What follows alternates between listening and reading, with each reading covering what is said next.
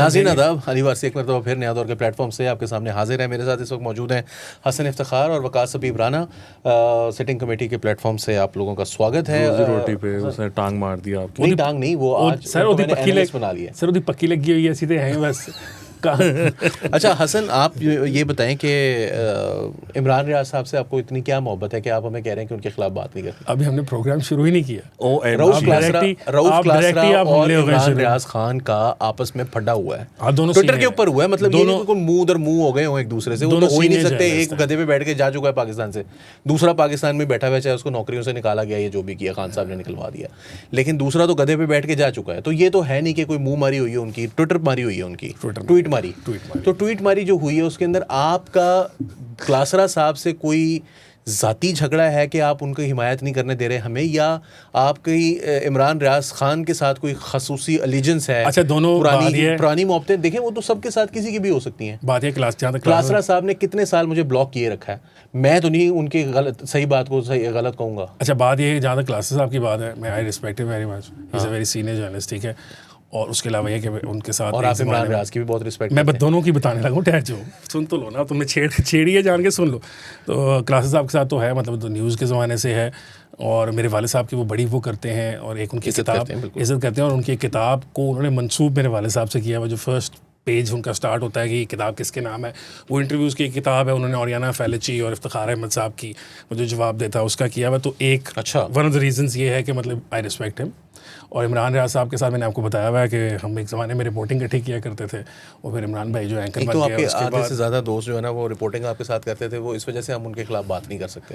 एक और भी आपका दोस्त है, देखें वो कुछ नहीं बात उसके बारे में, वो देखें आप इसको डिस्कस कर रहे हैं ना इमरान रियाज साहब को, आप ज़रूर डिस्कस करें, उसकी डिस्कशन भी आप नहीं कर सकते। आप दोनों अकेले बैठ के कर लें, मुझे फ़र्क नहीं पड़ता, मैं उसमें नहीं शामिल हो सकता। अब आपका क्वेश्चन क्या था? अच्छा, जहाँ तक ये लड़ाई है उनकी होनी नहीं थी, इस तरह थोड़ी सी हम आवाम को भी बता दें। हाँ ना, क्लासरा साहब जो हैं वो अपना बता रहे थे कि कैसे इमरान खान के दौरे हुकूमत में उनको निकाला गया, नौकरी से निकलवाया गया जी, आपने उससे, ठीक है, और खान साहब ने निकलवाया। उन्होंने तो ये एक बात बताई थी, किस्सा बयान किया था अपने पे, आप बीती बताई थी। इमरान रियाज साहब आगे इमरान खान साहब को डिफेंड करते हुए, वो फुफी के मुंडे हैं ना। एक हकीकत है कि वो कोई इतना पुराना वाक़या नहीं है कि कोई 1974 का बात हो तो हमें पता ही नहीं, हम तो पैदा ही नहीं हुए थे।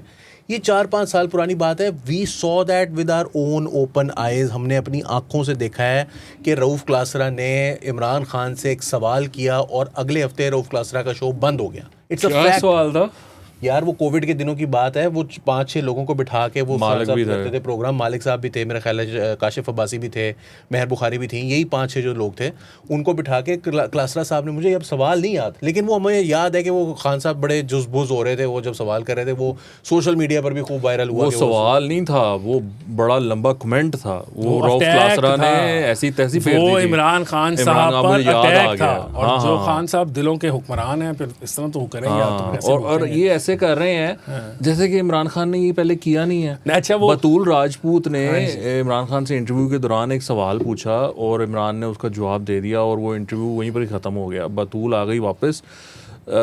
बतूल को इमरान खान ने अपने पर्सनल मोबाइल से घटिया सुबह फजर के टाइम मैसेजेस किए, बल्कि फजर के बाद, और फिर शीरी मज़ारी ने उसको नौकरी से निकलवाया न्यूज़ 1 से। तो ये तो ऐसे बात करते हैं जरा इमरान ने किया नहीं है। इमरान पाकिस्तान का सबसे बड़ा फाशिस्ट लीडर गुजरा है, और उसको रिपोर्टर्स विदाउट बॉर्डर्स ने प्रेस फ्रीडम प्रेडेटर करार दिया। और अच्छी जो बात थी वो उसमें मतलब फ्लिप साइड भी है कि जो इंटरव्यू उनको अच्छा लगता था वो उससे ब्याह भी कर लेते थे। और बात ये है कि आफ्ताब इकबाल की बात आती है, आफ्ताब इकबाल की उसकी बात है। नहीं ठहरे, मैं आपको टाइमलाइन तो ड्रॉ करने ना साहब, अभी आप आफ्ताब इकबाल नहीं ठहरे, नहीं पहले आफ्ताब इकबाल नहीं वो आने दें। आफ्ताब इकबाल की औकात क्या है? वो मतलब बंदा जिसको लाकर उन्होंने बिठाया किसने? फैज ने। पैसा किसका? AKD। अब बात ये है कि उसकी इतनी औकात है, यानी आफ्ताब इकबाल की, कि वो कहे कि रऊफ क्लासरा चलो तुम जाओ। अच्छा, और फिर वो पूछते हैं जिसको बैठ के, जिसका इन लोगों ने बुत बनाया हुआ था इमरान खान का। अभी देखे ना तड़प कैसी उठी है इमरान रियाज को, यानी इमरान रियाज जो कि जर्नलिस्ट है ही नहीं, पाकिस्तान का सबसे बड़ा प्रोपेगेंडिस्ट वो बंदा वाकया हुआ है, और वो कह रहा है आगे कि मेरी गवाही मानो। और भाई तेरी गवाही, तुझे तो मतलब बंदा कहीं बात करने के तू काबिल नहीं है, तू तेरा कुछ सहाफत से लेना देना नहीं है, यू जस्ट अ प्रोपेगेंडिस्ट और you just a mouthpiece of PTI and Imran Khan. और वो आगे कह रहा है नहीं मैं जो कह रहा हूँ वो सही। अच्छा फिर छोटे छोटे टैवेंटे में भी शामिल हो गए, वो भी आगे कह रहे हैं कि नहीं मैं था वहाँ पर, मैं वो कंटेंट लिखता था। अच्छा वो मजेदार बात ये है यार मुझे अब ये बात करने के बाद मैं कहने लगा था I used to head Indus का डिजिटल एट द टाइम। तो वो मैं बैठता था, ये जो है ना ये कोट पहन के कभी इधर फिर रहा होता था, कभी इधर फिर रहा होता था। मैंने इसको कभी काम करते नहीं देखा यार। वो तो हेड ऑफ, उसने आगे कहा मैंने कंटेंट सारा, मैंने कंटेंट, हाँ वो तो हेड ऑफ लिखता था मैं, वो कहता कंटेंट सर, स्क्रिप्ट छोटी बात है, कंटेंट ये होता है ना कि ओवरऑल चैनल का मैं वो देखता था। तो ये सूरत हाल है, मतलब अजीब लोग जो है, ये सूरत हाल है हमारी सहाफत की कि भाई और जो लोग एक्चुअली उसमें थे या उस काम में थे वो बेचारे प्रोफेशनल लोग हैं। तो मतलब हम भी किसी हद तक वो सोच समझ के यार ये क्या है, फजूल बहस है, इसमें क्या शामिल होना है। लेकिन वो आके तो कह रहे हैं ना कि आंखों देखा हाल हमारे पास भी है, आप ये बताना चाह रहे हैं ना सर? वो तो ऐसे ही हुआ बस। बात ये कि आफ्ताब इकबाल साहब जो हैं, आपको यार ये आफ्ताब बताना इकबाल कि साहब वो कैसे वापस पाकिस्तान से भागे कैसे? पहले बताओ आफ्ताब इकबाल साहब सारी बात में है कैसे? वो लड़ाई झगड़ा तो चल रहा था इमरान रियाज, पहले तो था ना, असल में उन्होंने कहा कि इमरान ने मुझे निकलवाया, इमरान खान ने, इमरान रियाज साहब ने कहा कि ऐसी बात नहीं, आपको फौजियों ने निकलवाया। ठीक है, अबिल समात देखे ना, उन्होंने कहा फौज ने आपको निकलवाया, खान साहब को लेना देना था। उन्होंने उसके बदले में कहा कि मुझे निकलवाया गया खान साहब के कहने के ऊपर, और इसका सबूत उन्होंने आफ्ताब इकबाल साहब का इंटरव्यू वाला कोट किया जिसमें आफ्ताब इकबाल साहब ने ये कहा कि मैं रऊफ क्लासरा साहब से शर्मिंदा हूँ और मतलब मैं नहीं उनको बचा सका या वट एवर, बेसिकली उन्होंने वो कंसीड किया। रऊफ क्लासरा साहब कहते हैं कि ये एक्चुअली खान साहब के थ्रू आया था ऑर्डर, तो उन्होंने मुझे उसके थ्रू कन्वे किया और ये हो गई बात, वो ख़त्म हो गई। अब आफ्ताब इकबाल साहब जो हैं वो उन्होंने भी एक अपना वीलॉग रिकॉर्ड करा दिया और उन्होंने कहा कि मेरा भी कमेंट है जो टसल चल रही है दोनों की, उसके ऊपर ये है कि दोनों ही सच नहीं बोल रहे। और उन्होंने आगे कहा कि बिल्कुल मुझे जो है ना कोई नहीं कहा था, फौज सच बोल रहा हूँ, हाँ फौज ने कहा था, और इमरान खान का कतन कोई लेना देना नहीं था। तो इससे जैसे वो पाकिस्तानी फिल्मों में एंड में होता था ना सीन के, मैं सच बताता हूँ आज मैं तुम्हें बताऊँ। फिर वो देखो आफ्ताब इकबाल साहब जो हैं वो तो मतलब जिसे कहते हैं ना कि लिखे पढ़े झूठे हैं, पता चलता है कि यार ये बंदा झूठ बोल रहा है।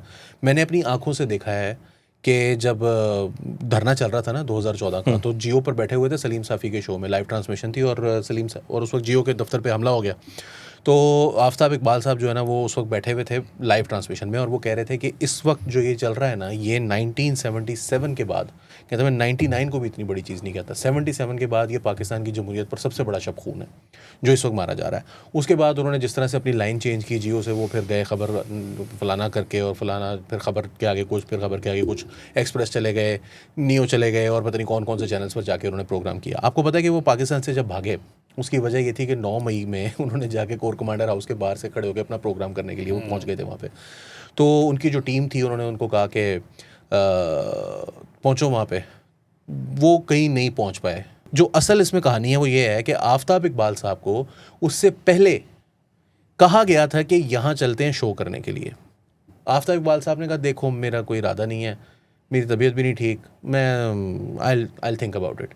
बट थोड़ी देर के बाद आफ्ताब इकबाल साहब को गालिबन मुराद सईद या शहबाज गिल दोनों में से किसी एक का फ़ोन आया और आफ्ताब इकबाल साहब जो है वो कमर कस के वहाँ पर पहुँचे और आज वो जो है वो पाकिस्तान से बाहर बैठे हुए हैं।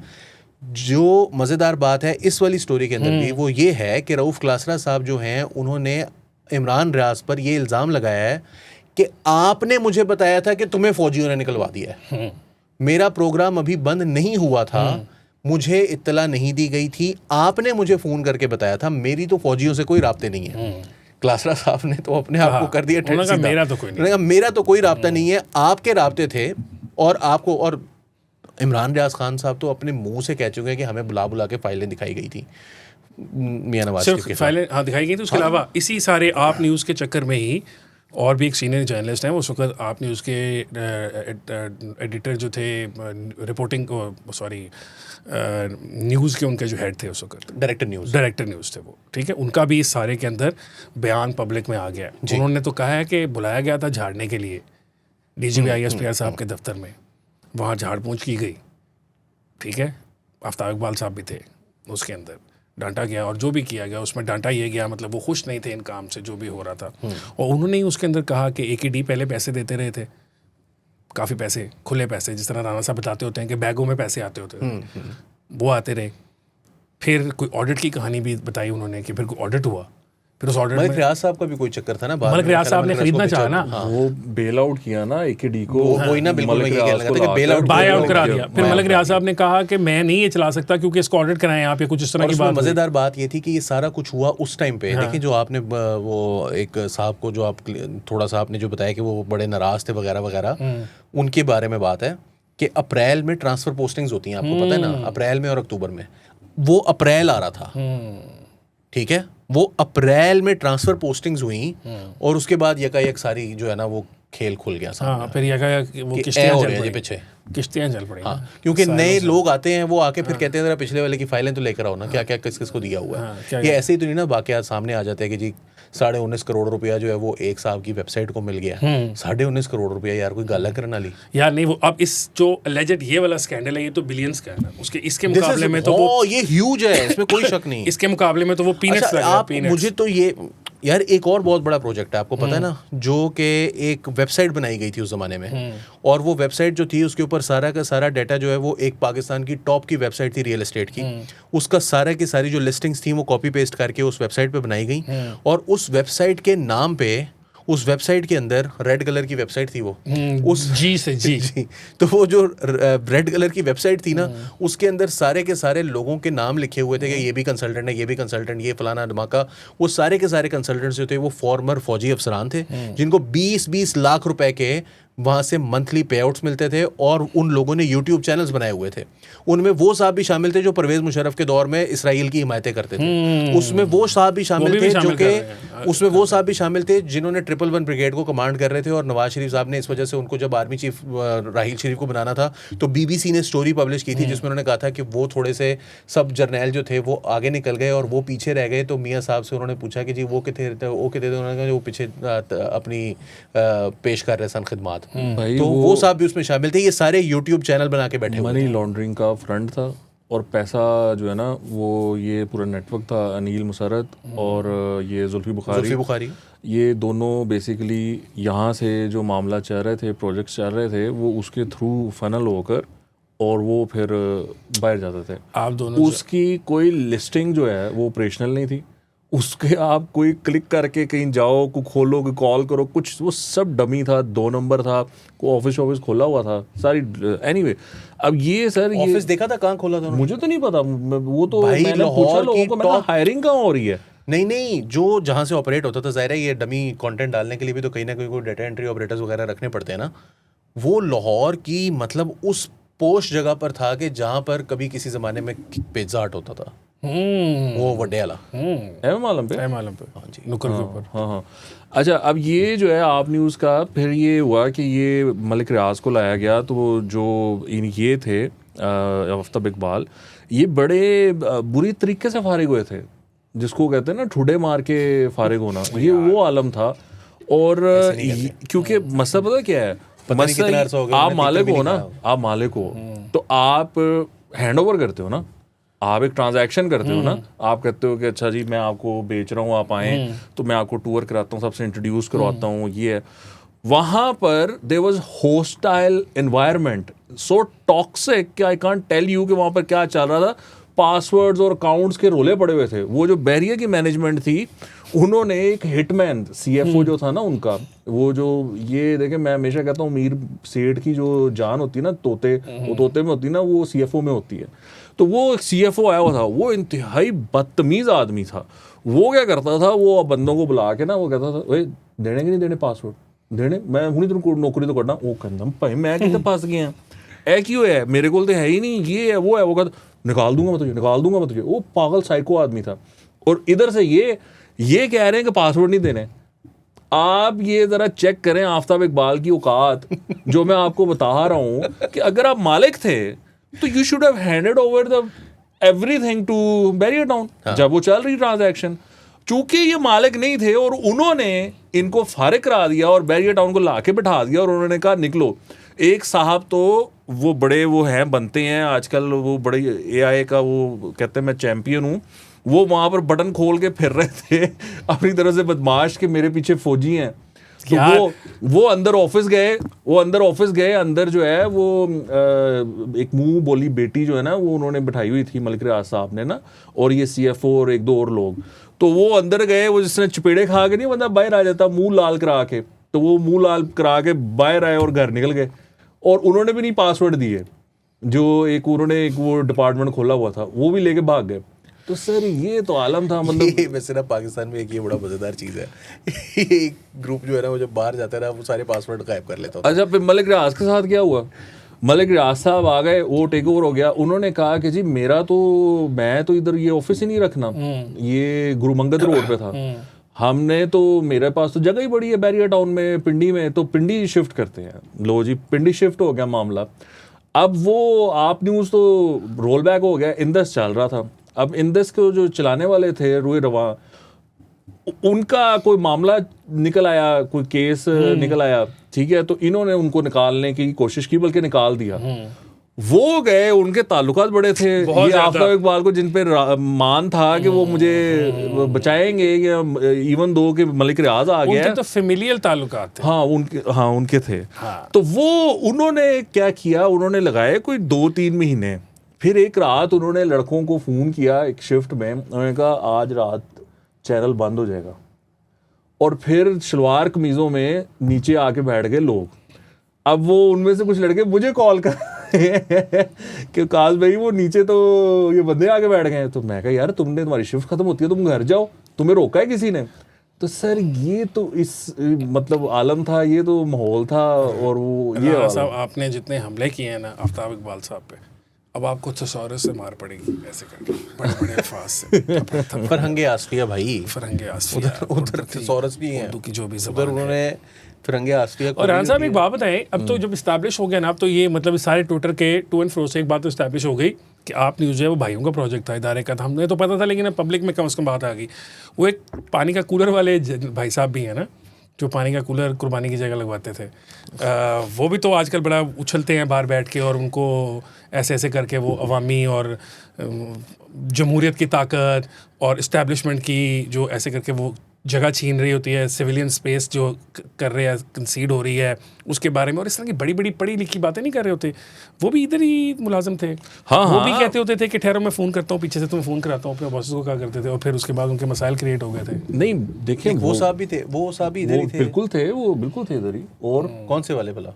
ये जिनका कह रहे हैं आप, कौन सा कह रहे हो? मैं उनका कह रहा हूँ जो बाहर गए थे ISPR के पैसों से पढ़ने के लिए, और आजकल वो भी बहुत बड़े जो है वो जमहूरियत के चैंपियन हैं।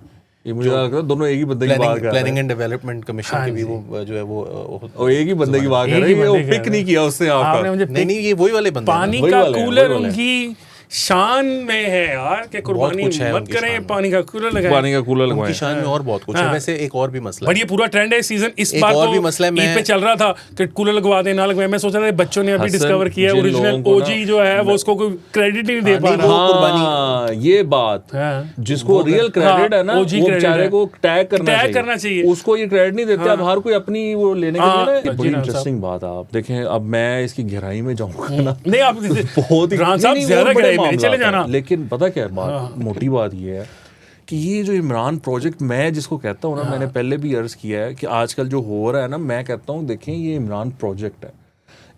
इसके इमरान अकेला नहीं था, इसके साथ इतने लोग थे, और उन लोगों ने वो थिंक टैंक्स में थे, वो आपकी जो गवर्नमेंट के सेमी गवर्नमेंट के जो प्रोजेक्ट्स होते हैं, इंक्यूबेटर्स वगैरह, उसमें थे, मुख्तलिफ जगहों पे थे। यानी इतनी वो क्या कहते हैं फरावानी थी और इतनी खुशहाली थी कि एक बंदे के पास 4 नौकरियां थी माशाल्लाह। और वो प्राइम मिनिस्टर की मीटिंग्स में भी बैठता था, वो फिर शाम को लाहौर आता था और यहाँ पर भी मामलात करता था, और फिर वो शोज में बैठता था। मतलब अन्नी पड़ी हुई थी ना।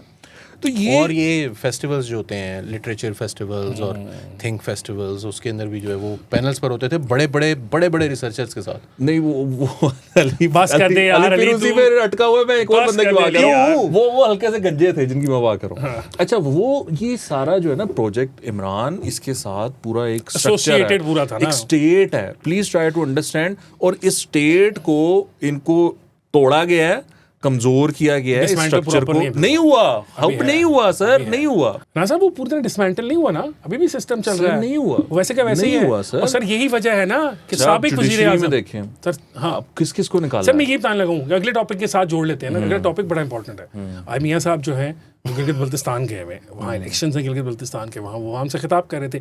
यही जो आप बात कर रहे हैं, इमरान खान को लाने के लिए जो पूरे सिस्टम की कोशिश थी, फौज, अदलिया, ब्यूरोक्रेसी, सियासी जमात, सब कुछ करके, मीडिया, ये सब जो इम्तजाज हसीन बनाया गया था मियाँ साहब को नुक्कर में लगाने के लिए, मियाँ साहब उसको भूले नहीं ना। आज भी मियाँ साहब ने अवाम से कहा है कि जब मुझे निकाल देते हैं, जब मेरे खिलाफ साजिशें करते हैं, तो आप लोग चुप करके बैठे रहते हैं। आप लोग पता नहीं याद है कि नहीं याद, मैंने आपको ये दफ़ा स्टोरी सुनाई हुई है अपने पर्सनल एक्सपीरियंस की, कि जब मियाँ साहब नए नए पाकिस्तान वापस आए, I think this must be 2008-9 की बात होगी, तो इसी तरह वाले साहब के साथ में उनको मिलने गया, तो वो मतलब हम 2-3 लोग बैठे हुए थे, तो उन्होंने ना इसी तरह ही, बल्कि मैं था, वाले साहब थे और वो तो शायद मरीम थी, यही थे, बल्कि तो उन्होंने बड़े दुख से इस बात का कहा कि ना, मतलब कहते हैं दरअसल कि मियाँ साहब कदम बढ़ाओ, हम तुम्हारे साथ हैं। और मुड़ के मैंने पीछे देखा तो कोई नहीं था, वो ऐसे नहीं है। अब तो खैर वो सारे कहानी सुनाते हैं और वो मजाक के तौर पर भी सुनाते हैं, लेकिन मियाँ साहब ने बड़े दुख से वो बात है। और आज जो मियाँ साहब की तकरीर थी ना, उसमें मुझे फिर उस तरह की फील आई नज़र कि मियाँ साहब जो है ना, वो अवाम को भी दिल से माफ़ नहीं कर पा रहे। वो मतलब इदारे का तो मुझे नहीं पता, इदारे को उन्होंने माफ़ कर दिया, उनका भाई आखिर वज़ीर आज़म है, बेटी उनकी वज़ीर आला है, जिन्होंने कढ़िया उन्होंने कुछ कहते नहीं, सानू पै जाते ने। बात ये है कि मियाँ साहब से कोई पूछे कि मियाँ साहब आपको निकाला अवाम ने था, नहीं निकाला था ना, आपका तो यकीन है कि 2018 के इलेक्शन भी आपके खिलाफ धांधली हुई थी, तो आपको किसी ने निकाला ही नहीं, ठीक है। 2017 में जब आपके साथ जो है वो ज़्यादती की गई, हम उसको कहते हैं ज़्यादती थी, जाहिर सी बात है 100%, तो उसके ख़िलाफ़ जो है उसके बाद शाहिद खाकान अब्बासी को आपने प्राइम मिनिस्टर बनाया, लोगों ने MPs MNAs को नहीं हिलने दिया, ठीक है ना। वो एक मुझे बल्कि याद है, बड़ा मज़ेदार जुमला था एक मुजीबुर रहमान शामी साहब का, तो उनसे किसी ने, सहाफ़ी ने, वो थे अजमल जामी साहब, उन्होंने कहा कि ये जो MNAs MPs हैं, ये इतने बड़े बयानिए का, ये वोट को इज़्ज़त दो बयानिया बड़ा भारी बयानिया है, इसको उठा लेंगे। तो उन्होंने कहा देखें, ये जो वोट को इज़्ज़त दो का बयानिया है ना, ये MP MNA जो होते हैं ना, ये बड़े कमज़ोर लोग होते हैं, ये अपने कंधों पर नहीं उठाते, लेकिन ये जो अवाम है ना, इनके कंधे बड़े मजबूत होते हैं, ये बड़े बड़े बयानियों का भार उठा लेते होते हैं। तो अवाम ने तो उठा लिया था। जब मियाँ साहब लाहौर पहुँचे थे ना, तो लाहौर में मीनार पाकिस्तान कहीं वो भाटी के आगे कहीं जाके उन्होंने जलसा किया था, और सिविल सेक्रेटेरिएट MAO कॉलेज तक जो है ना, वो तिल धरने की जगह नहीं थी, लोग इतनी दूर दूर तक जो थे वो वहाँ पर मौजूद थे। हमने वो जेलम के अंदर भी बड़े बड़े जलसे देखे हैं, तो मियाँ साहब के साथ अवाम मौजूद थी। मसला ये है कि जब अवाम ने मुड़ के देखा तो मियाँ साहब पीछे नहीं खड़े हुए थे, ठीक है ना, कदम बढ़ाओ अवाम, हम तुम्हारे साथ हैं। अब ये जो वो बात कर रहे हैं गिलगित बल्तिस्तान जाके, अवाम ज़्यादा इनकलाबी हो गई, आप ये कह रहे हो, वो ज़्यादा हो गई है। मैं आई ऑफन से दिस कि हम जो बात 2018, 19, 20 में करते थे, डरते थे, या और करते हुए डरते भी थे, डरते नहीं थे, लेकिन उसको वर्ड आई थिंक डरने का वर्ड मैंने गलत इस्तेमाल कर लिया, समझो एहतियात बरतते थे। नहीं, हम जो बात करते थे ना, उसका हमें देखें, हम कभी भी इमरान रियाज और सदीक जान के लेवल पर नहीं उतरे, हम जाके इसराइली मीडिया को इंटरव्यू नहीं दे रहे थे, लेकिन हमने वहाँ पर जो बातें की, बहुत सारा जो ग्राउंड वर्क है वो हमने प्रिपेयर किया, और वो सिर्फ यहाँ तक नहीं महदूद। वो आप जाकर देखें तो वो जब इंडिया वालों से बहस हो रही होती है ना लोगों की ट्विटर के ऊपर, तो वो भी आपको आगे ये कहते हैं कि जी पाकिस्तान क्या है, वो तो पूरा पंजाब है, पश्तून तो उसमें पिस रहा है, बलोच उसके अंदर पिस रहा है, वो सारे वो हमारे वाले टॉकिंग पॉइंट्स हैं, वो उनको हमारे हैं या उनके हैं, किसके टॉकिंग पॉइंट्स, ये भी मुझे बात का समझ नहीं आता। वहाँ से देखिए हमारे थे कुछ फैक्ट्स भी हैं, फिर उसमें फिर कुछ वो कहते हैं कि वो दाल अच्छी पकी हुई थी, फिर मज़ा नहीं आ रही थी, तड़का लाया, फिर उसके बाद मिर्चा तेज़ करती हैं, मिर्चा तेज़ करती हैं, हलीम बनाता हलीम। तो इमरान साहब आप बताएं ना, अली ने तो बता दिया, अली ने तो कहा कि मियाँ साहब जो है ना, असल में वो बदल गए। सर मैं आपको बताता हूँ, देखिए मियाँ साहब के साथ हुआ है, अब वो मियाँ साहब गलत जगह चले गए तो वहाँ इमरान खान की पीछे खड़ी हो गई है। नहीं, इमरान मियाँ साहब के साथ हुआ है हाथ, जिस तरह मुशर्रफ के साथ हाथ हुआ था ना। मुशर्रफ कहता था मेरी फेसबुक पे इतनी फॉलोइंग है, इतने मेरे फॉलोअर्स हैं, मैं जाऊंगा उतरूंगा पता नहीं क्या हो जाएगा, ये वो है। वो खैर उसने टेस्ट नहीं किया, अच्छा किया। मियाँ साहब को ये उम्मीद थी कि 24 के इलेक्शन में वो वज़ीर आज़म बनेंगे और जो रिडेम्पशन है उनकी वो कंप्लीट हो रिडेम्पशन आर्क पूरा हो जाए। 17 में उनको निकाला गया, 24 में वो वापस आ गए, again prime minister. International press लिख रहा था द किंग ऑफ कमबैक्स, और फिर वो प्रोजेक्ट्स करते जिनका वो जिक्र कर रहे हैं इस टाइम। हुआ ये कि वो घर की सीट भी हार गए, यानी लाहौर में इतना बुरा हुआ कि वो अवाम ने वोट ही नहीं डाला।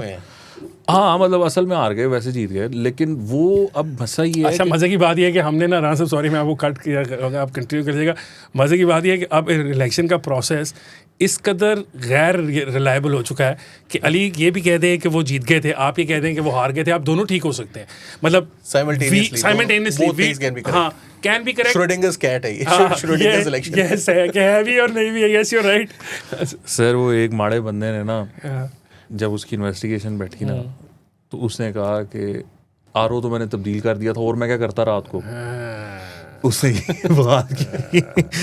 तो अब बात ये है कि सर देखें, वो एक तरफ यार 17 में इतनी सपोर्ट, वोट को इज्जत दो हैं, वो पीछे पीछे फिर रहे हैं, और एक तरफ फिर आप और फिर 24 में 17 to 17 नहीं, 17 वाली तो 17 कह रहे हैं, गलत है ना। मैंने यही कहा ना, 28 मैंने यही कहा कि इस वक्त मेरे पास जो फिगर है वो 28 से 32, 28 इतना कोई फिगर है। अच्छा, अब मैं इन दोनों से एग्री नहीं करता जी, जो भी कोई दारेदार देख रहे हैं, जो आपने कहा वो फाइनल रिजल्ट है। नहीं, दारों ने तो किया ही नहीं है। ओहो, क्या बात कर रहे हैं, कर लिया। और सर मेरा तो थीसिस ये है कि वो जो फैज नेटवर्क था, वो इमरान का जो मैं कहता हूँ, इमरान की जो इमरान प्रोजेक्ट था वो एक्टिव था उस वक्त। तो उधर तो अली से आप कभी पूछिएगा, ऑफलाइन बताएगा आपको कितने करोड़ दे के लाहौर की सीटें ली हैं। मतलब हसन को पता है, यार ज्यादा जानते हैं, मुझे ज्यादा नहीं मैं नहीं जानता। अब बात ये है, पंजाब का डेफेमेशन का कानून बड़ा तगड़ा है, उनको पैसे भी बड़े ने। साद रफीक को कॉल गई, ईसीपी साद रफीक को कॉल गई, उन्होंने कहा जी दसो करना है, उन्होंने इनकार कर दिया। राना सनाउल्लाह को कॉल गई, राना सनाउल्लाह ने इनकार किया। ये जो है वो शेखुपुरा वाले लतीफ साहब, उन्होंने इनकार किया। तो नहीं, जिन्होंने नहीं ली उन्होंने नहीं ली। खुर्रम दस्तगीर खान साहब जो हैं वो हारे थे, उनके लिए कॉल गई, मियाँ साहब को कॉल गई कि खुर्रम दस्तगीर खान का क्या करना है। उन्होंने कहा क्या करना है, उन्होंने कहा वो हार गए। मियाँ साहब ने कहा हारा रहने दो। तो खुर्रम दस्तगीर खान साहब जो बड़े नाराज़ हुए, वो तभी नाराज़ है आज तक। नहीं अब नाराज़ नहीं, वो उन्होंने फिर बड़ी कोशिश की है कि मियाँ साहब से किसी तरह, उनको 2 साल लगे मियाँ साहब से, अब उनके ताल्लुकात ठीक। मियाँ साहब किसी को मिल ही नहीं रहे। अच्छा खैर, मिले हैं ना, उनको मिले तो ज्यादती हुई है मियाँ साहब के साथ। आप कह रहे मियाँ साहब के साथ ज्यादती हुई है, वो कह रहे हैं कि अवाम के साथ हुई है। देखें कहाँ अवाम आगे पीछे, अजीबोगरीब माहौल। और फिर 24 में क्या हुआ। ये अजीब मामला ना। अब इमरान का साथ ही मैं जिक्र कर दूं कि आप यकीन करें कि वो जो अली ने बात की है ना कि अवाम तो आगे निकल गई, उन्होंने मुड़ के देखा तो मियाँ साहब नहीं थे। इसी तरीके के साथ इमरान खान नहीं होगा। जब इमरान की डील होगी ना, ये जो अभी होगी, और फिर अवाम देखेगी कि यार है क्यों है साढ़े नाल, और ये जो वो लोंडे लपाड़े हैं बैठे हुए, इनकी अब लाइन चेंज करना देखिएगा कि ये कैसे लाइन चेंज करते हैं। तो ये सूरत हाल होगी। और फिर इमरान जब इलेक्शन लड़ेगा एस्टेब्लिशमेंट के साथ यस करके, और वो पंजाब में हारेगा जैसे मियाँ साहब आ रहे हैं, तो आप देखिएगा फिर वही मामला होगा। इसका लुबे-लुबाब ये है कि अवाम एटलीस्ट पंजाब में they have grown anti establishment in polls. जब भी इलेक्शंस होंगे वो एंटी एस्टेब्लिशमेंट वोट डालेंगे। राना साहब आपने बात की कि इमरान खान के साथ भी ऐसा होगा, ऐसा उसके साथ कभी नहीं होगा। सर ये आपकी और मेरी ना लग इलेक्शन होता है, ये इसको आर्काइव करें। सो उसकी उम्र नहीं बेचारे की कितनी थोड़ी रहेगी। मियाँ साहब माशाल्लाह कब से लड़ रहे हैं, अब तक 25 साल 30 हो गए उनको लड़ते हुए। खान साहब बेचारे 72-73 साल के हैं, अब मजीद लड़ाई नहीं वो करेंगे। अब एक दफा ही होंगे और उसके बाद वो रिटायर हो जाएंगे। मेरी बात सुनो, पहली बात दोस्ती तो करेंगे ना। हाँ, तो वो दोस्ती करके जो इलेक्शंस होंगे उसमें आ रहेंगे। मुल्क को खान साहब की जरूरत होगी, इसलिए मुल्क वाले जाके उनकी मिन्नत तरला करेंगे। आज से मुनीर साहब दरवाजा खड़काएंगे, खान साहब खुदा दा वास्ता है साम लो मुल्क, और खान साहब कहेंगे कुंडी ना खड़का सोने सीधा अंदर आ। अदालतें खुल गई, मार दिए उठा के। वो खान साहब कहेंगे कुंडी ना खड़का सोने सीधा अंदर आ। खान साहब और क्या कहेंगे, उस वक्त तो यही कहेंगे खान साहब मौके पे। वो उसके बाद रात को जाके लेट नाइट कहेंगे कह दूं खान साहब उस रात कुंडी लगा के ही नहीं सोएंगे। मैं आपको बता रहा हूँ, खान साहब को जानता हूँ मैं। देखिए बात ये है कि जो 2017 का इलेक्शन है ना, वो मियाँ साहब के आखिरी टाइम का, 18 का जो इलेक्शन है, वो मियाँ साहब का आखिरी मतलब सियासी करियर का, मतलब वो जो he was at his pinnacle in 2013। और वो जो उनका ग्रेट कमबैक होना था ना, वो 2013 में हो गया था। 14 साल बाद एक आर्मी चीफ ने उसको निकाला और वो जिला वतन हो गया, मौत काल कोठड़ी से उठा और वो फिर जहाज़ में बैठा सऊदी अरब गया, वहाँ से UK गया, फिर चार्टर ऑफ डेमोक्रेसी किया, पाकिस्तान आया, इलेक्शन लड़ा, लेकिन उसको बाहर कर दिया गया। लेकिन उसके बावजूद उसने पंजाब में हुकूमत बनाई, फिर वो दोबारा इलेक्शन लड़ा और उसने क्लीन स्वीप किया। That's where he peaked, right. उसने नहीं किया, क्या नहीं निकला उसको। गलत मेरी बात मेरे पास सुन लें।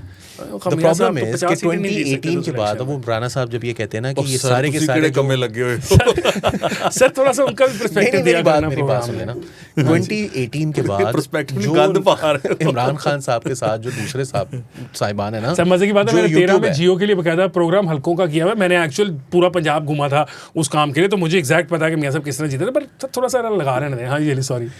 तो जो लोग हैं ना जिनके 5-5, 6-6 लाख व्यूज आ रहे हैं रोजाना के, एक वीडियो कम हो गए, लेकिन अब वेरी गुड, तुमने ये बड़ा अच्छा पॉइंट रेज किया, क्योंकि मैं देख रहा था पलट जाएंगे, वो कम हो गए। अच्छा, वो मिलियन से नहीं 8-9 लाख की एवरेज चल रही थी, अब 5-6 लाख पर आ रहे हैं ना। हाँ, तो 4-5 लाख का 10 वजह मेरी जोर का पैसे। और सुनो, ये बात बताओ कि जब पाकिस्तान में होते हैं हम, तो जब यूट्यूब इनकम आती है तो पाकिस्तान गवर्नमेंट तो कोई टैक्स नहीं लेती ना, क्योंकि वो बाहर से आए हुए पैसे हैं, उस पर तो 1-2%, वहाँ पर तो वो इनकम कंसिडर होती है ना, उधर टैक्स है। तो if you are earning like 20,000 pounds in Pakistan के अंदर भी ज्यादा पैसे, यू आर सो अमीर, 4% हो गए मेरा ख्याल है यार। 4 वहाँ पे it is deemed as a natural income, जो कि बेसिक उसका 20% वो आईटी एक्सपोर्ट कर रहे थे ना। मेरी वो पॉइंट आ उनके लिए मसले चल रहे हैं, डबल उनके मसले हैं। छोड़ो यार, तुमने करनी है ली? हाँ ना, वो कह नहीं दे रहे मैंने। अच्छा, करो। पहले लोग कह रहे हैं हसन बहुत बोलता है, सॉरी। सही कह रहे हैं, नहीं आप ज्यादा नहीं बोलते, आप कम बोलते हैं, लेकिन आप गलत बोलते हैं बीच में मेरा ये कहना है कि जो ये सारी यूट्यूब की ऑडियंस जो है ना, वो इमरान खान की ऑडियंस है, ये साथ फ्लिप करेगी, नंबर 1। नंबर 2, खान साहब हुए हैं होने एंटी एस्टेब्लिशमेंट, ठीक है, तो नवे होने जैसे कहते हैं ना। तो जो मियाँ साहब है ना, वो 1999 से लोगों ने उनका, 2013 में भी उन्होंने थोड़ा सा बातचीत तो करके ही आए थे ना। 2007 में जब उनका रिटर्न था, तो वो भी किसी से सलाम दुआ करके कोई बातचीत तय करके, वो ब्रिगेडियर न्याज साहब एक बड़े गुजरात में कैनी साहब के फोन पे घर वापस आना, नहीं वो बिल्कुल 2009 का वो वाकया है। फिर 2013 में जब वो इलेक्शन के लिए आए थे, उससे पहले आपको पता है शहबाज शरीफ साहब और चौधरी निसार जो है वो रात के अंधेरों में जाके GHQ में मुलाकातें करते थे, लेकिन लोगों ने वो सब एक्सेप्ट कर लिया था।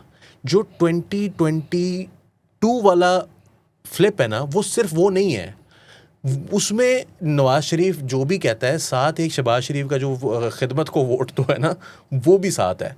वो खिदमत को वोट वाली जो लोगों ने इन्फ्लेशन देख ली है 22-23 में, वो कभी वापस ही नहीं आना वोट बैंक। और ख़ान साहब के साथ आज भी एक चीज़, चाहे गलत चाहे सही, वो चाहे कहते हैं जी 6% GDP ग्रोथ रेट था, वो कहते हैं जी कोविड आ गया था, उसके बावजूद लीटर जो है ना पेट्रोल द रेट वो 150 से ऊपर नहीं गया, उन्होंने उसके बावजूद जो है वो दे दी, इतनी बड़ी सब्सिडी दे दी, क्योंकि वो अवाम के खिलाफ नहीं जा सकता था। उसने एमनेस्टी स्कीमें दे दी, चाहे मुल्क का बेड़ा गर्क हो गया, उसने डॉलर को कहीं का कहीं पहुँचा दिया। They don't care. वो कह रहे हैं कि हमें पेट्रोल जो है वो 125 रुपए पे उसने फ्रीज कर दिया। उसने कहा कि मैं IMF का डिक्टेट नहीं मानूंगा। और आप देखो वो कितना बड़ा लीडर था, वो कौम का एक मसीहा था जिसने मुल्क के लिए, अवाम के लिए सोचा। ये चीज़ इमरान खान साहब के साथ रहेगी, और वो चीज़ नवाज शरीफ साहब के साथ थी। वो चीज़ नवाज शरीफ से 2022 में, आई एम सॉरी टू से, बट मिफ्ता भाई ने और शहबाज शरीफ साहब ने उनसे छीन ली। अच्छा, वो 2018 का इलेक्शन मैं भूल गया था, तो वो देखें एक तरह से रिडेम्पशन थी, यानी 18 में नून लीग इलेक्शन जीती थी और PTI को फिर जितवाना पड़ा था। 4 दिन 5 दिन रिजल्ट्स रोके RTS बिठाया, सारा कुछ किया। आई नो तानू आई हुई है पर कंट्रोल तो 18 का जो इलेक्शन था वो नून लीग जीती थी। जिस तरह 24 का इलेक्शन PTI जीती है, उसी तरीके से 18 का इलेक्शन नून लीग जीती थी। अब इसमें जो दूसरी बात अली ने की ना कि ये लोग भूल जाएंगे, नहीं भूलेंगे, कभी भी नहीं ये भूलेंगे, ये बड़ी इंटरेस्टिंग एक ना डिबेट है एक्चुअली। ये जो गवर्नमेंट के सर्कल्स हैं ना, वो ये कहते हैं कि इन्होंने तुन्नु दो, आवाम को ना कोई टेंशन नहीं है। इस टाइम 400 का पेट्रोल, इनके टैक्सेस, इनके जो है ना बिजली के बिलों में, इनके सोलर के इनके टैक्सेस, इनके पेट्रोल के टैक्सेस, हर तरह के टैक्सेस लगा दो, कुछ भी नहीं होता। आखिरी जो साल डेढ़ है ना, उसमें इनको रिलीफ देंगे, ये सब कुछ भूल जाएंगे। वो उनका ये पॉइंट ऑफ व्यू है कि ये कुछ भी नहीं होगा, हालांकि ऐसा होना नहीं है, लेकिन ये उनकी सोच रहती है। एनीवे, ये राणा साहब 2022 से 2026 के दरमियान पाकिस्तान के आम आदमी की जो वर्थ है वो हाफ रह गई हुई है बेसिकली। जो 4 साल के अंदर इन्फ्लेशन की इतनी मार है, अब अगर इनका ख्याल है कि ये कोई भूल जाएगा तो वो तो कोई नहीं भूलेगा, ये इनकी भूल है। और जहाँ तक आज मैं ज़रा अगले टॉपिक की तरफ, तुमने कुछ कहना है? हाँ, वो ये है कि 2020 में जब ये PDM की चलना शुरू हुई थी ना मूवमेंट, तो मैं उस वक्त भी ये बात करता था। सोहेल बड़ाई साहब ने एक बड़ा अच्छा कॉलम लिखा था उस टाइम पे। उन्होंने कहा था कि इसमें टूटी जूती वाला मुझे बंदा नज़र नहीं आता, इसमें वो लोग हैं जो PMLN के वर्कर्स हैं, इन पार्टीज़ के, PDM की दीगर पार्टीज़ के वर्कर्स हैं, एक आम गरीब नहीं है। उसकी वजह क्या है कि आप उसको बता रहे थे कि हमने 15 में ये किया, 13 में ये किया, 16 में ये किया, 17 में हमारे साथ ये हुआ, 18 में हमारे साथ ये हुआ। आप उसको ये नहीं बता रहे थे कि आप 22-23 में क्या करेंगे।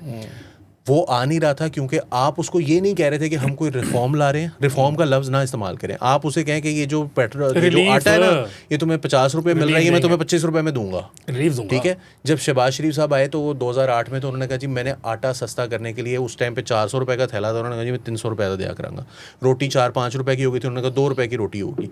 तो कुछ ऐसी चीज़ें गरीब के लिए करनी पड़ती हैं। आपने सिर्फ और सिर्फ गरीब से छीना है, उसके बाद आप ये एक्सपेक्ट करें कि आपसे अवाम रेजोनेट करेगी उनके दिलों में आपकी ये बात, जब आप कहेंगे कि आपने मेरे साथ अच्छा नहीं किया, तुसी बड़े साढ़े चंगी की थी जिमें। अच्छा, तो खैर वो मियाँ साहब जो हैं उन्होंने इस दुख का इज़हार किया। जाते जाते मियाँ साहब ने उसी दुख में कहा भी कि यहाँ सड़कें कोई नहीं है, अच्छी सड़क नहीं बन सकी।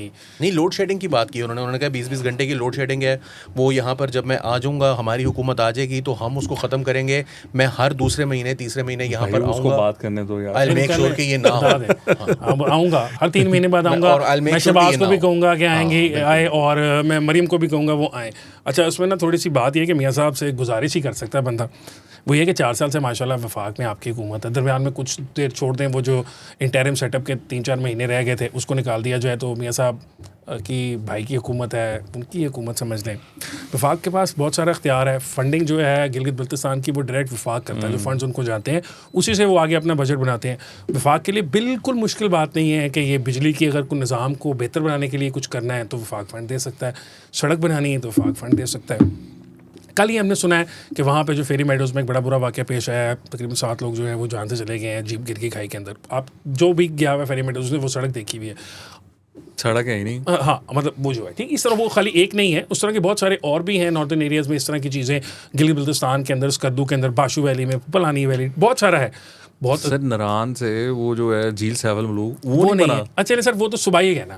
अभी उसके अंदर भी मज़े की चीज़ है कि वो आप उसकी बात कर रहे हैं जो एक्सप्रेस वे बना दी गई है 18 से बनी हुई है, ये 2026 है, ठीक है। पिछले 8 साल के अंदर उस एक्सप्रेस वे का जो कनेक्शन है कागान जाने के लिए, वो एक पुराना जो वो था न्यू बालाकोट सिटी बनना था वहाँ पे, वो उससे गुजर के जाता है तो वहाँ टूटी फूटी सड़क है, 2-2.5 किलोमीटर का गंद है, वो आज तक नहीं ठीक हो सका। वफाक की सूबाई हुकूमत बने, चलिए सूबाई हुकूमत तो कुछ नहीं करती, वफाक डायरेक्ट पैसे दे सकता है, वफाक को डायरेक्ट पैसे देने चाहिए। अगर आप टूरिज़म की बातें सारे सुनते हैं, मियाँ साहब भी करते हैं, खान साहब भी करते हैं, सारी हुकूमतें ही बातें करती हैं, इंफ्रास्ट्रक्चर में इन्वेस्ट कोई नहीं कर रहा। मियाँ साहब ने कहा कि मैं कहूँगा एयरपोर्ट बड़ा कर दे, गिलगित का एयरपोर्ट बड़ा कर दे। भाई जहाँ स्कर्दू में एयरपोर्ट बड़ा हुआ है, उस एयरपोर्ट पे बंदों को उतारने के बाद उसको राइट लेफ्ट कहीं लेके जाना है ना, तो वहाँ का इंफ्रास्ट्रक्चर बेहतर करें, ना कि जहाज से उतार के उनको वहाँ कर दें तो एक और बाजार लगा लें जाके, वो स्कर्दू से बाहर निकल गया एक बाजार लग जाएगा। तो इसमें करने की जरूरत है। मियाँ साहब के दुख हैं, हम भी उनके साथ दुख में शरीक हैं, लेकिन यहाँ पर जरा याद कराए ना उनको कि भाई आपके भाई की बता रहा हूँ, उनके भाई गवर्नमेंट है फेडरल। और भाई एक बड़ा सिंपल तरीका, किससे बड़ा सिंपल तरीकाकार है, आप आइडेंटिफाई करें जगहों को, उसके लिए फंडिंग दें, और अगर आप सारी नहीं भी, लेट्स सपोज वफाक सब कुछ नहीं पैसे देके स्पॉन्सर कर सकता तो उनके साथ कोई डील कर लें पार्टनरशिप की बुनियाद पे। आखिरकार टूरिज्म से इनकम जनरेट होती है ना। हाँ जी। पाकिस्तान की इदारा जो है हमारा फौज जो है, उन्होंने PTDC को, जो पाकिस्तान टूरिज्म डेवलपमेंट कॉर्पोरेशन के रिजॉर्ट्स थे जो कि फिर 18वीं तरमीम के तहत सूबों को दे दिए गए, वो सब कुछ किया उन्होंने, उसको रीब्रांड करके लॉन्च किया ना, रीलॉन्च हुआ है 40-50 होटलों के ऊपर उन्होंने किया, उससे वो पैसे कमाएंगे तो आप भी कमा सकते हैं। वफाक उनसे डील कर सकता है कि हम आपको एक किसी जगह के लिए एक्सेस की सड़क बना देते हैं, उसकी लेट्स सपोज 1 अरब की कॉस्ट आती है, 80 करोड़ की आती है, 60 करोड़ की आती है, उसके अगेंस्ट आप वफाक क्या हो गया, फेडरल गवर्नमेंट को एक लैंड का पीस दे दें जहाँ पे वो डेवलप टूरिज्म करके अपने पैसे बाहर निकाल लेगी। सिंपल सा तरीका कार है ये। बिल्कुल सही। अच्छा, वो आपने बड़ी इंटरेस्टिंग जीबी में हो रहे हैं इलेक्शन, वहाँ पर अलीम खान साहब की पार्टी बड़ी, आपको पता है जी, और वो भाई आप कह रहे हैं एक्टिव है, वो तो कह रहे हैं चीफ मिनिस्टर अगला उनका, ये तो हमने डिस्कस ही नहीं किया, निकल जाने की बात है। मुझे ये पता चला है कि वो 3 से 5 सीटें निकाल रहे हैं और चीफ मिनिस्टर आ रहा है उनका, जहां आपको ये पता चला है ना, चीफ मिनिस्टर ही उनकी पार्टी जी, तो बस वहाँ से चीफ मिनिस्टर आ रहा है। और अच्छा, इसी के अंदर ही मुझे किसी ने बताया है कि अब देखें तहरीक इंसाफ इवेंचुअली रोएगी कि मासा गिलगित बल्तिस्तान में धांधली हो गई, तो मुझे कोई बता रहा था कि स्कर्दू की 4 सीटें शायद, और उनके अंदर 2 पे इनका कैंडिडेट ही कोई नहीं है, यानी इनका सपोर्ट ही आफ्ता कैंडिडेट जो होता है ना, मतलब वैसे तो इनका कैंडिडेट हो ही नहीं सकता, वो है ही नहीं। अब वो जब वो हार जाएंगे तो वो काउंटिंग करेंगे तो वो कहेंगे हम 34 की 34, 32 की 32, 21 की 21, 19 की 19 जीत गए थे, 2 नंबर धांधली सब कुछ हो गया। मसला यही है कि जब हमारे हक में हो रहा हो ना वो धांधली, तो हमें बड़ी अच्छी लगती है। हम बड़े खुश होते हैं जब इदारा मुझे तनख्वाह दिला रहा हो, हमारे साथ है, इदारा मुझे तनख्वाह दिला रहा हो, इदारा बहुत अच्छा है, इदारा मुझे पेज कसना शुरू कर दे, इदारे के खिलाफ जमहूरियत फलाना टमकाना याद आता है जी। जब हम बात कर रहे हैं कि पेरिफेरीज में क्या हो रहा है, तो एक और पेरिफेरीज में भी एक मसला बना हुआ है, वो ये कि महमूद खान अचकज़ई साहब जो हैं उन्होंने कुछ तकरीर की है, और तकरीर के अंदर उन्होंने कहा है कि अफ़गानिस्तान के साथ जो है ना वो हमारी एक सच्ची मोहब्बत है, और वो अफ़गानों को उन्होंने उठ खड़े होने का जो है ना वो फैसला उन्होंने अर्ज किया है लोगों को कि वो अफ़गान हैं। और बलोचों के जो अटैक्स हैं पिछले दिनों उन्होंने उसके ऊपर भी बात की थी, क्योंकि बलोचों ने जो है वो पश्तून एरियाज़ के ऊपर जो है वो अटैक्स किए हैं, और पश्तून जो है उसके अंदर मारे गए हैं, जो कि अभी तक कोई इतनी बड़ी बात नहीं थी। बलोच नेशनलिस्ट टेररिज्म जो है वो इतना बड़ा प्रॉब्लम नहीं था, क्योंकि पंजाबी मर रहे थे, तो अब वो पश्तून जो हैं वो मारे हैं, तो उसकी वजह से उन्होंने कहा कि पश्तूनों की एक सुपीरियर रेस जो है ना वो एक पार्टी है जो आवाज़ उठाएगी, और वो पश्तूनख्वा मिली अवामी पार्टी है। साथ साथ उन्होंने जो है वो तालिबान के और अफ़गानिस्तान के लिए जो है वो बड़े नेक तमन्नाओं का इजहार भी किया है, और उन्होंने जो तकरीर की है उसके अंदर उन्होंने पाकिस्तान के पश्तून शहरियों को जो है वो अफगानिस्तान का हिस्सा करार दिया। उन्होंने कहा ये अफगानिस्तान है, इनको दें पासपोर्ट। हाँ, उन्होंने कहा ना, तो उन्होंने कहा पासपोर्ट दें उनको डबल मार पड़ी है, उनको यहाँ से भी तो आप लोग FIR 12 उनके ऊपर हो गई है, पाकिस्तान में FIR हुई है, और अफगानिस्तान में जो उनका अफगानिस्तान की अपोजिशन या जो भी वहाँ के हैं उन्होंने भी काफ़ी बुरा भला किया। उन्होंने कहा कि पश्तून ना खिला करें कार्ड, हम अफगान हैं, हमारा अपना है, हमने डिसाइड कर लिया वह कौन अफगान है, आप नहीं है, आप अपने जो भी आपके मामला है वहाँ पे मामला रखें। जो है वो क्या कहते हैं अभी किसी ओहदे पर बैठे हुए हैं, किसी फॉरेन मिनिस्ट्री के अफसर। उन्होंने कहा जी रान साहब आप कहते थे उनके भाई ने वो जंगला बनाया है, अली आपको किसी ने कहा था, अली एक्सप्लेन करना यार, डिटेल में बताना। वो जंगले के खिलाफ बात कर रहे हैं, वो जंगला भाई के खिलाफ रोजी रोटी पे अच्छी बात है, टूटेगा तो उसकी दोबारा ठीक मरम्मत का ठेका निकलेगा ना, कोई जाके तोड़ देंगे गुस्सा खा के। तो वो अच्छा इन्हें 2-3 बातें जो उसने की ना मजाक के अलावा, हम मज़ा हमें हर चीज़ उड़ा देते हैं, वो ये इंपॉर्टेंट बात है कि वो पाकिस्तान की ऑपोजिशन लीडर हैं। अभी मैंने उनकी तारीफ़ करनी थी, अली ने उनके खिलाफ पर्ची की कहानी सुना दी। तारीफ़ मैंने क्यों करनी थी? He is the only person who has been present for every session of the national assembly. हमारे वज़ीर आज़म साहब इस असेंबली के सेशन में एक दिन गए नहीं। He did not go to the parliament once in this session. और महमूद खान अचकज़ई साहब जो अपोजिशन लीडर हैं, he did not miss a single session. तो एटलीस्ट वो जिस बात की तनख्वाह ले रहे हैं रियासत से MNA बन के या जो भी बन के, अगर वो आए हैं यहाँ पर तो वो अपने हिस्से का काम ठीक कर रहे हैं। हमें लेट्स भी उनको वहाँ पे ड्यू देना चाहिए। वहाँ पे खड़े होकर जी उल्टी सीधी बातें करते रहते हैं। अच्छा, उनकी बेटी का आपको पता है कि उन्होंने अपनी बायो में अफगानिस्तान का झंडा भी लगाया हुआ? यार उनकी बेटी को हमने पहले रगड़ा था एक प्रोग्राम, उन्होंने गलत बात, आज तो उनकी बेटी ने कुछ नहीं कहा। ये बात है फैंस की, तो देखिए वो उसके ऊपर भी जो उन पर तनकीद थी वो ये नहीं थी कि वो फैंस के खिलाफ है, वो तनकीद वो एक नहीं, अब उन्होंने कहा बयान दिया है, उन्होंने कहा ये तोड़ दो, पता नहीं क्या है, फिरा दो सब कुछ कर दो, दोबारा बनाना पड़े ना पैसे। मैंने कहा ना आपको सर, मैंने तो बताया कि तोड़ेंगे तो मरम्मत का ठेका मिलेगा। सर आगे चलें सर, बस फिर यही है। और हमारे पास वो भाई साहब हैं चदर साहब, उनको डिस्कस कर रहे हैं। आपने आप उनको सुना कोई नई कहानी आ गई है यार? कहानी क्या है? मैं आपको एक बात बताऊं, मोमना इकबाल की और उनके जो अब नए नवेले जो उनकी शादी हुई है, दूल्हा है उनकी जो शादी हुई है, मैं ये टीवी पर कहना चाहता हूँ कि इंस्टाग्राम के ऊपर और ट्विटर के ऊपर मैंने जितना कंटेंट देखा है मोमना इकबाल का की शादी से related, I want to be very clear about this कि वो उसमें मेरा कंसेंट शामिल नहीं था। तुम्हारा कंसेंट मैं नहीं देखना चाहता था। It has been forced on me. हर बंदा इस ट्वीट को, वो ट्विटर क्यों मेरी टाइमलाइन पर लेकर आ रहा है, इंस्टाग्राम क्यों मेरी टाइमलाइन पर लेकर आ रहा है, आखिर मैंने क्या गुनाह किया है? Why am I being shown this hideous looking man with that woman? Why are they doing all those things? He can say hideous looking man, but he can't say hideous looking woman, because she's not hideous. No, looking. Let's say I don't want to look at her. If she is, you can't say that. If she is, but she's not now. I don't pass comments on women. On मर्दों पे ना, मर्दों को हर कोई रगड़ देता है। ये बात है। यार मुझे वो मंजर हिडियस है, हाँ, मुझे नहीं देखना वो। तो यार वो कंटेंट क्रिएटर्स हैं ना, that's what they do, but I don't want to see that. नहीं, वो फोटोग्राफर करवा रहा है, वो चुम्मा चाटी अजीब फजूल सारे ऐसे करते हैं। इतना चीप तो सर ना भी की जा सकती है सर। ये जो है ना, ये पैसे ना भी की जा, क्या कौन ना करता है? दूल्हा करे क्या यार, वो पागल हो गया। क्यों? आपको पता है आजकल तो वो फ्रेंच किस कर रहे होते हैं, अजीब बदतमीजी है यार। और वो फिर लगाते हैं वहां पर। अब वो उस पे इंस्टाग्राम पर इसमें यूजुअली कहता हूं अजीब भी होगी हमारे साथ। अच्छा मैं ये नहीं कहता आप ना करें, आपने करना है ना, आप करें, आप तस्वीरें खिंचवा रहे हैं, आप खिंचवाएं, हमारा क्या कसूर है? आप पब्लिक ना करें ना, अपने पास रखें। हम क्यों देखें? आपने उससे कंटेंट क्रिएट कर रहे हैं, साड़ रहे हैं, किसके लिए कर रहे हैं? साकिब को साड़ रहे हैं, साकिब चद्दर यार तो साकिब को भेजो। साकिब के लिए तो उन्होंने तस्वीरें बनाई हैं, उसको WhatsApp पे भेजो। कह रहे हैं तेरे पैसे आपने देखी ने, है? गड्डी भी तेरी है। यार फिंगर्स वाली WhatsApp पर भेजिए आप। देखिए फिंगर्स दिखा रहे हैं उसको, वो उसने वो रिंग दिखा रही है और बाकी वो 3 जो लौंडे हैं वो बाकी की 3 उंगलियां भी दिखा रही है, यही कह रहे बेचारे ना। नहीं ठीक है ना, लड़के दिखा रहे हैं, तो ठीक है ना, उसको साड़ रहे हैं। मैं कहा ऐसे शरीका पंजाबी तसी अद्धा काम शरीका नु साड़ा नास्ते करने, हमारा मकसद ना भी हो लेकिन शरीका सड़ता है तो यार तो आप दिखाएं उसको, WhatsApp पर भेजें उसको, ईमेल पे भेजें, उसकी फेसबुक टाइमलाइन पे जाके पोस्ट करें उसको, फेसबुक नॉट फॉर मी कर दो तुम जाके उसको यार, नॉट फॉर मी कंटेंट को नया केस हो जाए NCCIA का। हां कौन लोग हैं जो मुसलसल ये काम हम पे तो नहीं केस हो सकता है इस बात को कहने पे कि हम तुम्हें देखना नहीं चाहते। नहीं, हम पे किस बात का केस को पता नहीं, आजकल कंसेंट है ना कि मेरी मर्जी है कि मर्दों की देखो, मर्जी नहीं है। नहीं ये हो सकता है कि वो कहे मेरी मर्जी है कि देखो, no, but she wants to force it on you, Yes, on so your that's what timeline he's ना। saying. यार वो तो एक्ट्रेस है ना ली, शी कैन हैंडल इट। वो एमी कमला हुआ है, वो बुरा लगता है बंदा, यार तेरे बस की बात नहीं है। She is a professional actress, she can pull it off. यार वो उसकी रेड लाइन वो है खुद देख रही है उसको कि ये कहाँ जा रहा सकता है। है कि वो रेड लाइन है, सकता है तो कहता मेरी गड्डी दे आके मैंने तुम के लगा।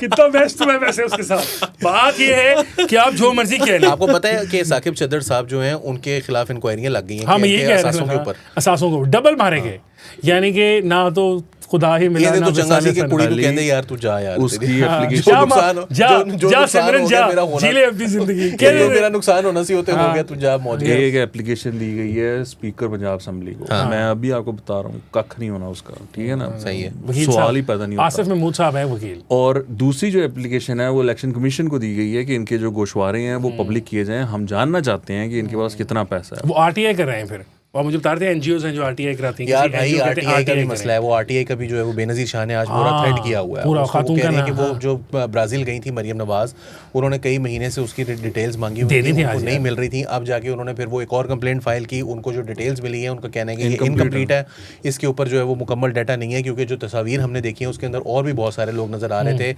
लेकिन आगे से उनको फिर कोई जवाब मौसूल नहीं। तो ठीक है ना, वो टाइम है ना उनके अंदर, जहाँ जब रियासत ने कॉपी किए थे कानून, वैसे ये तो उसके अंदर टाइम भी रखा था ना, थोड़ा सा इंतजार करें। बाकू गई हुई थी ना, नहीं इनकम्प्लीट बाकू बाद में नहीं, ये ब्राजील की ये जो नहीं वो मैं कह रहा हूँ ना, अभी वो तो काम वालियाँ लेकर गई थी ना, वो RTI इसी वजह से है ना, काम वालियों का निकलवाने के लिए।